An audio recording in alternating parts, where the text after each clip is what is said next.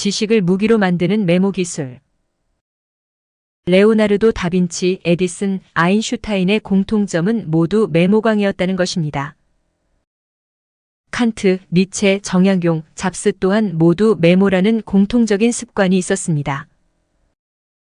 시대를 앞서간 위인들에게 메모란 단순한 기억의 보조장치가 아니었습니다. 손으로 쓰는 행위는 혼란스러운 머릿속을 정리해주고 새로운 아이디어가 떠오르게 해주며 생각을 체계적으로 만들어줄 뿐 아니라 자신도 몰랐던 복잡한 감정까지도 정리할 수 있도록 도와줍니다. 대화를 나누듯이 적어보시기 바랍니다. 이야기를 들으면서 메모를 할 때는 마치 말하는 사람과 대화를 나누듯이 자신의 생각을 적어가며 듣습니다. 그러면 들은 내용을 나중에 재생할 수 있을 뿐 아니라 이야기를 들으면서 떠올린 영감을 흘려버릴 위험도 없습니다.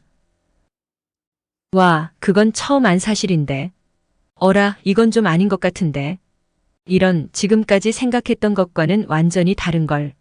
라는 식으로 종이 위에서 대화를 나누는 느낌으로 메모를 하면 됩니다. 이렇게 글로 나타내면 추상적이고 모호한 생각도 뚜렷해지고 분명해질 뿐 아니라 애매한 감각에서 벗어나 점점 더 구체적으로 사고할 수 있게 됩니다. 적지 않으면 아이디어는 사라집니다. 타인의 말은 잠자고 있는 두뇌를 자극합니다. 그래서 이야기를 들으면서 메모를 하면 마치 상대방의 말이 그물이 되어 내 머릿속에 떠다니는 물고기를 잡는 것 같은 느낌이 듭니다. 언제고 들은 적이 있어 머릿속에 입력은 됐지만 기억 속 깊이 가라앉아 있던 정보가 타인의 이야기를 듣고 마치 그물에 걸리듯 의식의 수면 위로 떠오르는 것입니다. 이야기를 듣고 어떤 아이디어가 반짝 떠올랐다면 그 순간을 놓치지 말고 즉시 메모해야 합니다. 그렇지 않으면 곧 잊어버리거나 기억하고 있다 해도 처음 떠오른 순간의 아이디어에서 변형되는 경우가 많습니다. 언제 어디서든 아이디어가 떠오르는 순간에 메모할 수 있도록 펜과 노트를 곁에 두는 습관을 들이는 것이 좋습니다. 말을 잘하고 싶다면 쓰기를 먼저 하셔야 합니다. 뛰어난 이야기꾼이 되고 싶다면 평소 자신의 경험적 지식과 연결되는 내용을 메모해 두는 습관을 들여야 합니다. 그리고 메모한 것을 몇몇 사람들에게 들려주면서 내용을 가다듬다 보면 어떤 상황에서 말을 꺼내도 실패하지 않는 이야기가 만들어집니다. 또 여러 차례의 연습을 통해 웃음을 주는 포인트를 깨닫게 되면서 말솜씨도 크게 늡니다. 아무런 준비 없이 현장에서 즉흥적으로 알차고 재미있게 이야기한다는 것은 베테랑 강사도 불가능한 일입니다. 노트에 소재를 메모하고 다듬고 연습하는 과정을 수없이 거쳐야만 실패 없는 이야기 하나가 완성되는 법입니다. 메모 기술은 회의나 면접에서도 도움이 됩니다. 보통 업무 처리 능력이 뛰어난 사람은 머리 회전이 빠릅니다. 그것은 그들이 상대방의 말을 그냥 듣지 않고 뒤에 이어질 질문이나 멘트를 예측하면서 듣기 때문입니다.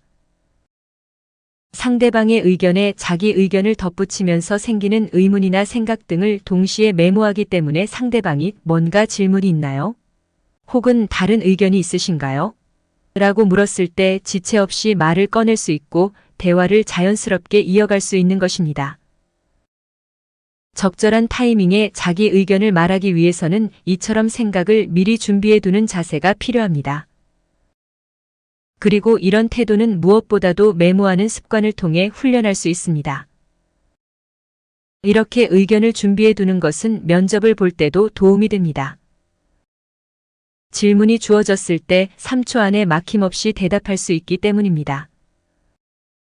또 회의나 여러 사람이 모인 자리에서 질문이나 의견을 말해달라는 요구에 재치 있게 대답하여 분위기를 주도적으로 이끌 수 있습니다. 지루한 이야기에서도 의미를 찾아내 적어보아야 합니다. 강연자가 너무나 뻔한 이야기만 해서 지루할 때 사장이나 상사와 대화를 나누게 되는데 너무 지루할 때는 누구나 그런 당연한 말을 왜 하는 거지 하는 생각이 들면서 이야기를 듣고자 하는 의욕이 떨어지고 그 상황에서 벗어나고만 싶을 것입니다. 하지만 그렇다고 자리를 피할 수는 없는 경우라면 이 시간을 유용하게 보내기 위한 영감 노트를 써보는 것입니다. 대부분의 이야기를 이해하고 있다면 많은 내용을 적을 필요는 없습니다. 대신 한마디로 내용을 요약해보거나 화자의 이야기와 관련된 나만의 경험담 혹은 아이디어를 적으면 됩니다. 아무리 지루한 이야기라도 그 속에는 반드시 어떤 영감이 존재하게 마련입니다.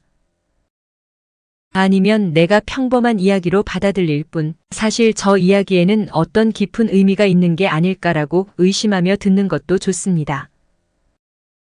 자기만의 안목을 키워야 합니다. 강연을 들으면서 질문이나 감상, 의견을 메모하는 일이 습관이 되면 이야기에 대한 안목이 생깁니다. 어떤 이야기는 장황하게 늘어놓는 말에 비해 내용은 별로 없거나 뭔가 중요한 요소가 하나도 없다는 느낌을 받을 때도 있고, 때로는 얼마 되지 않는 내용을 너무 천천히 이야기해서 듣다가 감질이 나는 경우도 있습니다. 결국 문제는 의미 있는 내용의 비율입니다. 이야기 속에 의미 있는 내용이 얼마나 담겨 있는지 파악할 수 있는 안목이 있어야 합니다. 노트에 짧은 감상을 적으면서 들으면 그 비율을 대략적으로 파악할 수 있습니다. 그리고 의미 있는 내용을 가려낼 줄 아는 안목이 생기면 언젠가 자신이 말하는 입장이 되었을 때 의미 있는 이야기를 하려고 신경 쓰게 됩니다. 비즈니스 현장에서는 종이나 노트가 없어서 메모를 할 수 없는 상황도 분명히 존재합니다. 이럴 때는 메모와 말하기를 동시에 진행하는 기술에 도전해 보는 것입니다. 즉, 요점을 머릿속에 메모하는 방식을 써보는 것입니다. 이는 머리를 노트처럼 활용해 요점을 기억하라는 것입니다. 물이 흘러가는 모습을 바라보듯 멍하니 이야기를 흘려듣지 말고 귀로 듣는 동시에 머릿속에 필요한 내용과 필요 없는 내용을 분리수거하듯 구분할 수 있어야 합니다. 머리에 메모를 한다는 생각으로 이야기에 집중하면 메시지도 순조롭게 전달될 수 있습니다. 사람들은 흔히 기억을 보조하기 위해 메모를 합니다. 하지만 메모를 기억의 보조 장치로만 쓰는 것은 메모가 가진 힘의 일부만을 사용하는 것입니다. 성공하고 싶은 사람들은 습관이 가진 위대한 힘의 진가를 알아야 하며 습관을 만드는 것은 훈련임을 이해해야 합니다. 펜을 들고 뭔가를 메모하기 시작할 때부터 생각이 시작됩니다. 발전하는 것은 변화하는 것입니다. 완벽해지려면 끊임없이 자주 변화해야 합니다. 순간순간 떠오르는 생각과 아이디어를 메모하시기 바랍니다. 여러 가지 메모를 정리하고 하나의 메모로 완성할 때 우리의 빈틈 많은 생각은 온전한 지식으로 바뀝니다. 일상의 메모들과 온전한 지식들이 쌓이면 나를 위한 무기, 바로 지식과 생각이 됩니다. 감사합니다.